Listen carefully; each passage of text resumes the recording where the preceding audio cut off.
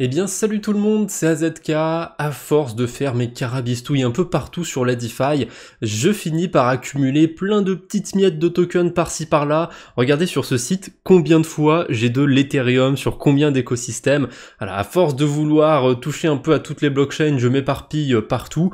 Et de temps en temps, j'aime bien faire un peu de ménage sur mon portefeuille, venir récupérer mes petites miettes par-ci par-là et tout consolider. Et j'en profite, si vous suivez mes aventures depuis quelques mois, vous savez que j'ai un portefeuille secondaire, une sorte d'épargne sur la DeFi, et du coup, dans cette petite vidéo, je vais récupérer mes miettes de portefeuille pour aller mettre tout ça sur mon épargne, et je sais précisément d'ailleurs ce que je vais faire avec ces tokens sur mon épargne, mais ça, je le garde pour la fin de la vidéo. Du coup, je voulais commencer par gas.zip, parce qu'il y a un petit outil qui s'appelle Sweeper, j'en avais fait une vidéo d'ailleurs il n'y a pas très longtemps, c'est plutôt pratique, mais je l'ai utilisé récemment, et du coup, il n'y a pas grand chose que j'ai vraiment envie de balayer complètement sur ce portefeuille, parce que le défaut de cet outil, c'est qu'il y a certains tokens que j'ai envie de décrémer un petit peu. Par exemple, j'ai 20 $ de BNB, je vais pas sur la Binance Smart Chain, ou très occasionnellement, j'en ai pas besoin de 20 $, donc j'en récupérerai bien la moitié ou les 2/3, mais je peux pas le faire avec cet outil. Donc je vais devoir faire les choses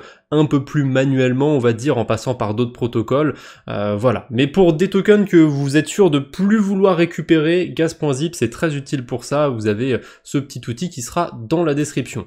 Mais moi du coup je vais essentiellement utiliser Jumper et Relais, je pense, ce sera le plus pratique dans mon cas, et je vais optimiser aussi. Ce qui est cool avec ces agrégateurs, c'est qu'on peut envoyer directement vers une autre adresse, du coup je vais tout consolider et tout envoyer directement sur l'adresse de mon épargne. On fait attention à pas se tromper d'adresse, évidemment, on copie la bonne, et je vais tout envoyer, bon ça spoil un petit peu ce que je compte faire, mais je vais tout envoyer sur la blockchain Inc, et je sais pas trop quel token choisir. Je vais mettre des USDT pour l'instant, mais je vais probablement pas partir sur l'USDT. En fait je partirais bien sur l'USDG, mais j'ai peur qu'il arrive pas à me swapper vers ce token, comme c'est un peu plus niche quand même que l'USDT. Je vais voir. Déjà j'ai des tokens Giza sur la blockchain Base qui traînent, j'en ai pour 7 $, ça c'est parce que j'ai farmé un petit peu du côté du protocole Arma, donc toutes les semaines j'ai récupéré quelques tokens Giza par-ci par-là, autant que j'aille les dumper. Est-ce que je peux les envoyer directement? Ouh, ça a l'air de marcher, je peux les envoyer directement en USDG,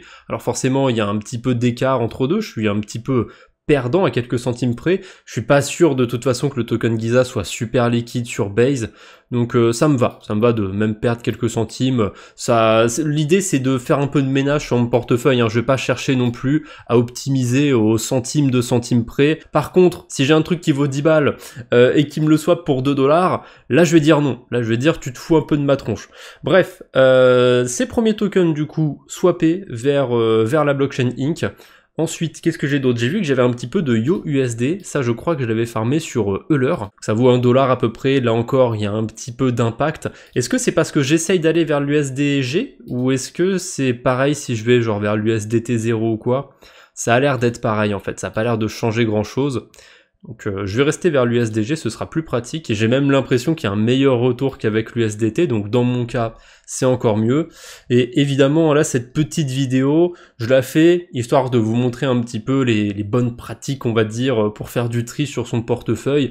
Je dis pas qu'il faut exactement utiliser les mêmes outils, faire comme moi, et puis souvent, il y a des nouveaux trucs qui arrivent, il y a des nouveaux bridges, des nouveaux agrégateurs, donc là, peut-être que dans 6 mois, dans 1 an, quand je voudrais faire du ménage sur mon portefeuille, j'utiliserai plus du tout Relais, j'utiliserai plus du tout Jumper. Mais pour l'instant, c'est vrai que ça marche plutôt bien, ces outils. Alors, j'avais dit que j'avais un peu trop de BNB aussi. Franchement, j'ai pas besoin d'en avoir 21 $. Donc je vais en échanger quoi? Je vais en échanger une bonne partie, ouais, 18 $ facile. Je vais de moins en moins sur la Binance Smart Chain, donc autant que j'optimise, et autant que ces liquidités soient mises à contribution. Voilà, c'est pas grand chose, mais ce genre de nettoyage, je le fais une fois par mois à peine, donc je peux me permettre de prendre un peu de temps, même pour des tokens qui valent 10, 15 centimes, qui traînent vraiment dans le fond du portefeuille. Alors les BNB, ma petite quantité de BNB c'est fait, j'en avais pas plusieurs non plus. J'ai aussi du token Seamless. Là on rentre vraiment dans les petites miettes, 24 centimes sur la blockchain Base. C'est même pas ma plus petite miette, j'ai encore plus petit que ça, je sais même pas si je vais pouvoir swapper plus petit encore. Parce que là je vois que j'ai un écart de 4 centimes. Sur une vingtaine de centimes, c'est bon, ça peut s'échanger, mais je suis pas sûr que je vais pouvoir tout échanger. Après, je viens de voir un truc, j'ai passé mes transactions un peu rapidement, mais là, j'ai payé 5 centimes sur Base. C'est cher pour la blockchain Base, hein. Des fois, l'activité est plus calme et on passe des transactions pour un dixième de centime. Donc, faut que je fasse attention. Je vais peut-être pas non plus swapper toutes mes petites miettes. Je sais que voilà, là, j'ai vraiment des miettes moins de 10 centimes par token. Ça, je vais peut-être pas y toucher, hein, tant pis, je vais faire avec. Après, quoique, j'ai un petit peu d'Ethereum sur Redstone, sur Zero, je sais même plus ce que j'ai été foutre sur ces blockchains-là. Est-ce qu'il y a moyen de récupérer mes miettes là de Redstone? Je suis même pas sûr que ce soit faisable, non, ça a même pas l'air d'être faisable, c'est vraiment trop petit. Qu'est-ce que j'ai d'autre? Sur Zero, je connais même pas cette blockchain, ça me dit rien du tout, je me rappelle même pas. Ça c'est quand même fou, hein. On fait tellement de choses sur la DeFi, des fois on se rappelle même plus qu'on a été farmé tel ou tel truc. J'ai de l'Ether vraiment partout, hein. Par contre, j'en ai sur Ethereum, sur Arbitrum j'en ai beaucoup aussi, sur Optimism, genre j'ai pas besoin d'avoir 38 $ d'Ethereum, mais ouais, allez, je vais en mettre un petit peu quand même sur l'épargne, la moitié peut-être. Sur Arbitrum, ça va sûrement me coûter moins cher, 2 centimes pour ma transaction, parce qu'il faut faire attention, si on échange quelque chose qui vaut 10 centimes, et qu'on paye 15 centimes pour ça, on est perdant en fait, on a perdu 5 centimes. Alors je veux bien, il y en a qui sont un petit peu maniaques sur les bords, ils aiment pas avoir des tokens qui servent à rien sur leur portefeuille. Il faut faire avec, hein. Des fois il faut faire avec parce que typiquement sur la blockchain Base, il y a plein de merdes qui sont tout le temps airdroppées à tout le monde et ça apparaît dans le portefeuille, c'est chiant. Donc si vous êtes maniaque ou quoi, va falloir apprendre à faire avec, il n'y a vraiment pas d'autre choix dans cet écosystème. Après, peut-être qu'il y a des portefeuilles qui vous permettent de masquer certains tokens si vous n'avez pas envie d'en entendre parler. Par exemple, mon LBTC ici. Ah si, on peut bloquer ça. Je peux le bloquer, j'imagine que si je le bloque, ça va plus me le montrer. Je vais éviter de le faire avec un token qui m'intéresse. On va le faire avec un token qui sert à rien. Ouais, franchement, j'ai l'embarras du choix sur ce portefeuille. On va descendre vraiment dans les tréfonds des tréfonds. Voilà, le token Skya sur la blockchain Base. Bloqué. Alors, le token bloqué n'apparaîtra pas dans la liste. Ah, bah c'est magnifique. Voilà, bah j'ai rien dit finalement, on peut être un petit peu maniaque, regardez hop, on peut bloquer tous les tokens qu'on veut, je savais même pas, il y a tellement de tout petits outils sur Rabi, j'utilise pas tout, donc j'étais même pas au courant qu'on pouvait masquer ça, bah c'est parfait, bon je vais pas le faire sur tous les tokens, mais voilà, hein, ça peut être bien, finalement si on est un petit peu maniaque, y a moyen de cacher tout ça, c'est plutôt cool. Alors qu'est-ce que j'ai d'autre tant que je suis là? Parce que Relais c'est sympa comme outil, mais des fois il se rend pas compte que j'ai tel token dans mon portefeuille qui pourtant il pourrait reconnaître, mais voilà, il fait pas d'effort. Des fois Relais n'a pas envie de faire d'effort. Donc j'ai quoi? J'ai du Rex sur la blockchain Linea. Waouh, ça vaut plus que 7 centimes ce token. Ça a vraiment pas pris hein, Linea, hein. C'était triste. Il y a eu des baleines qui se sont lancées sur Linea. Ça a duré 2 semaines. Et ensuite, le truc s'est effondré. Et encore, sur les 2 semaines, je pense que je suis sympa. Je me demande si ça n'a pas duré moins que ça encore. Alors, tiens, sur Inc, j'ai des tokens X-Vélo, j'ai des tokens Vélodrome. Ça, je vais pouvoir les échanger aussi, je vais pouvoir les envoyer sur mon épargne. Et pour l'instant, je suis pas mal, hein. J'ai déjà 45 USDG, je vais en recevoir 20 de plus. Je pense qu'il y a moyen de se rapprocher des 100 $. Hein. J'avais 100 $ qui traînaient comme ça sur mon portefeuille et qui servaient à rien. Alors, j'ai du token Morpho sur Base, pourquoi pas. Et je pense que déjà là j'arrive un peu sur la fin, hein. J'ai encore quelques tokens qui traînent par-ci par-là, mais ça va être plus compliqué là avec Relais. Genre les tokens Core, je sais pas, est-ce que je peux bridger des tokens Core depuis Relais? J'ai pas la sensation. Pour l'instant je vais swapper mes tokens Morpho, et après je regarderai s'il y a possibilité de swapper des tokens Core, mais je pense pas que ce soit faisable. À mon avis, si vous avez quelques tokens Core, c'est vraiment la galère hein, pour les rapatrier. Parce que je sais qu'il y a le bridge de Layer 0 pour aller de Core à la blockchain Base ou Arbitrum ou quoi que ce soit, ça marche bien. Mais il faut forcément des stablecoins, donc ça veut dire qu'il faut d'abord échanger ces Core en stablecoin, mais il faut en garder un petit peu pour les frais de Layer 0. Ensuite, les stablecoins, si je les veux sur la blockchain Inc, il faut que je les rebridge une deuxième fois. C'est chiant, c'est chiant, c'est chiant, c'est chiant. Du coup, est-ce qu'il y a la blockchain Core? Ah, il y a la blockchain Corn, mais il n'y a pas la blockchain Core. Tant pis, du coup, je ferai 100. Sur Base, j'avais une miette d'autre chose. C'était quel token? Je me rappelle plus. Ah si, ça y est, c'était le token de Moonwell. Normalement, si je le cherche, il devrait me le retrouver. Alors, il y en a 2. On va savoir pourquoi. Je vais prendre le premier. Ok, c'est bon, c'est celui-là. J'en ai vraiment pas beaucoup qui traînent, mais c'est suffisant, je peux les échanger. Et en plus de ça, sur le portefeuille de l'épargne, je sais que j'ai 40 ou 50 USDC qui traînent sur la blockchain Base que j'ai envoyé et que j'ai pas déposé pour l'instant, donc je pourrais aussi les bridger sur Ink. Je vais voir, est-ce que déjà j'ai fini sur ce portefeuille-là? Est-ce que j'échangerai pas un petit peu d'Ether aussi sur Optimism? Parce que déjà Arbitrum, j'ai quelques stratégies dessus de temps en temps, mais Optimism, vraiment, j'en ai pas souvent. Donc je pense que je vais me débarrasser un petit peu de ce que j'ai sur Optimism. Et oui, là, techniquement, je suis en train de vendre un petit peu d'Ethereum, mais bon, c'est des miettes d'Ether qui sont même pas sur mon suivi de portefeuille. Et en ce moment... je suis pas particulièrement bullish sur Ethereum à court terme, même à moyen terme. À long terme, c'est autre chose, mais pour l'instant, m'alléger un petit peu en Ether, c'est pas dramatique. Hein. Je vais pas en pleurer la nuit, je pense. Et on est pas mal. Je pourrais encore écrémer un petit peu plus. Hein. J'en ai sur Ink aussi, j'en ai sur Base, sur Arbitrum. J'ai pas écrémé beaucoup, je trouve. Sur Ethereum, j'aime bien garder un petit peu d'Ether, donc ça, j'y toucherai pas dans tous les cas. Mes EURC, je pense que je vais pas y toucher pour l'instant, ce sera pour le prochain épisode du journal DeFi sur la chaîne principale. Là c'est pas mal, je suis assez satisfait, je vais juste changer de portefeuille, je vais passer maintenant sur mon portefeuille d'épargne. Et comme je l'ai dit, j'ai des USDC qui traînent ici, et je vais échanger tout ça contre des USDG sur la blockchain Ink.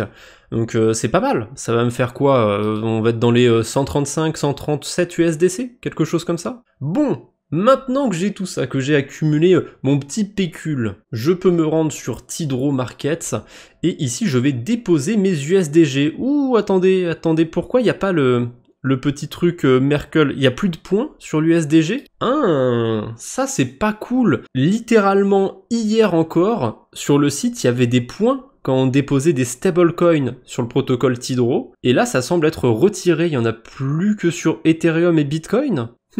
Ça m'a l'air embêtant tout ça.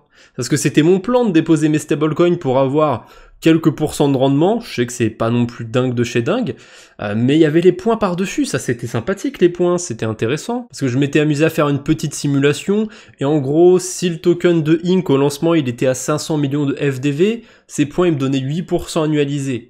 8% plus 4%, ça fait du 12%, c'est pas mal pour un portefeuille d'épargne. Quand on utilise du AV, avoir un rendement à 2 chiffres, c'est cool pour du stablecoin. Bon là du coup, il me retire le gros du rendement, pas sympa. Je vais quand même déposer mes liquidités pour l'instant, et je vais voir, parce que de temps en temps sur leur interface, il y a des petits bugs. Hier aussi justement, ça affichait un nombre de points débile pour le Bitcoin, je crois. Dans le pire des cas, je pourrais toujours retirer mes liquidités et aller les mettre ailleurs si je me rends compte que c'est pas si intéressant que ça de les laisser ici. Après ça va, c'est pas non plus une partie ultra significative de l'épargne, et de toute façon le principe c'est d'être un minimum diversifié, de pas mettre tous mes œufs dans le même panier. Alors j'avais déjà quelques liquidités sur AAV sur d'autres blockchains, mais AAV ça reste quand même un des protocoles avec lesquels j'ai une bonne tolérance, on va dire. Je vais pas déposer non plus 100% de mes liquidités dessus, mais si j'ai 20-30% de ce que j'ai sur l'épargne sur AAV, je serais pas trop embêté, j'aurais pas trop peur. Alors que si c'est 30% sur un protocole plus exotique, là, ce sera autre chose. Après, j'oublie un détail, mais sur ce fameux portefeuille d'épargne, je suis un petit peu exposé au protocole Avent. Et Avent, avec leur stablecoin, ils vont justement sur AAV. Donc en fait, comme je suis exposé à Avent, je suis aussi exposé à AAV. Vous voyez, des fois, il y a des protocoles en fait qui s'imbriquent.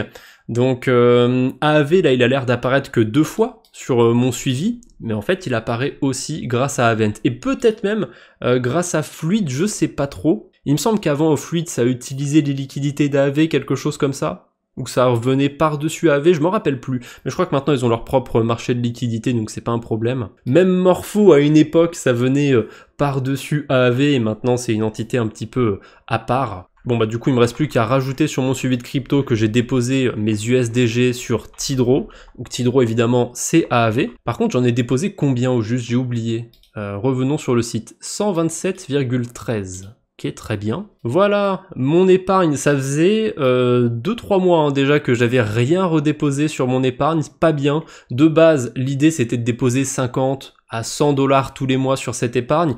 En farmant un peu sur la DeFi, c'est largement faisable avec la taille de mon portefeuille, mais j'ai été très flemmard et je l'ai pas fait ces derniers temps. Et en plus, récemment, j'ai eu de bonnes occasions, hein. J'ai récupéré un airdrop, celui d'Emi, il y a pas très longtemps. J'ai pas d'autres trucs qui me viennent en tête, mais je suis sûr que j'ai eu d'autres récompenses par-ci par-là, donc j'aurais pu déposer sur l'épargne, mais je ne l'ai pas fait. N'empêche, cette épargne, elle est très sous-cotée sur ma chaîne YouTube, je trouve. J'en parle de temps en temps, mais je parle plus du journal DeFi. J'avais fait ma série 1K to the Moon, et sur le journal DeFi, du coup, boum, j'avais déposé des liquidités sur Nemo, il y a eu un hack, 1K to the Moon.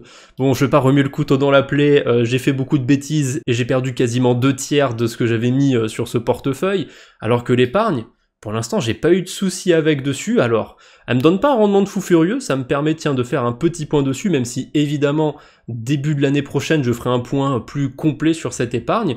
Voilà, elle m'a donné un rendement plutôt stable, autour de 5% si je fais une bonne moyenne. Alors, il y a juste un mois où elle a l'air d'avoir super bien performé. J'ai eu 15% sur le mois de septembre, mais en fait c'est parce que j'ai dû faire une erreur dans mon suivi quelque part. Je crois que quand j'avais relevé un petit peu mes valeurs sur la DeFi, le prix du AVUSD sur D-Bank était pas bon. Le stablecoin valait genre 1,05$ au lieu d'1$.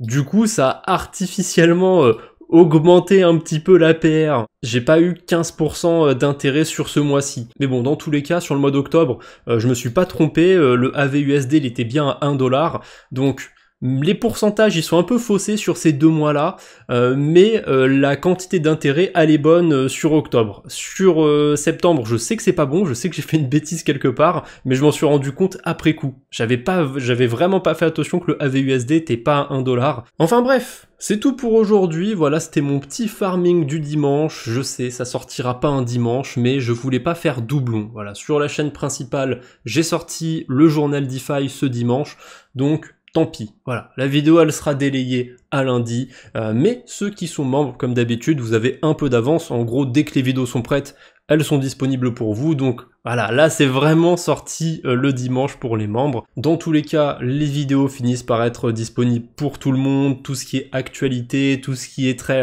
court terme, je l'envoie en général 5 minutes seulement en avance pour les membres, vraiment histoire d'eux. J'en profite d'ailleurs pour remercier tous ceux qui font ce petit geste, il y en a qui le font depuis plusieurs mois déjà, ça fait vraiment plaisir. Allez, je ne vous embête pas plus pour aujourd'hui, on se retrouve bientôt j'espère, d'ici là, portez-vous bien, salut tout le monde!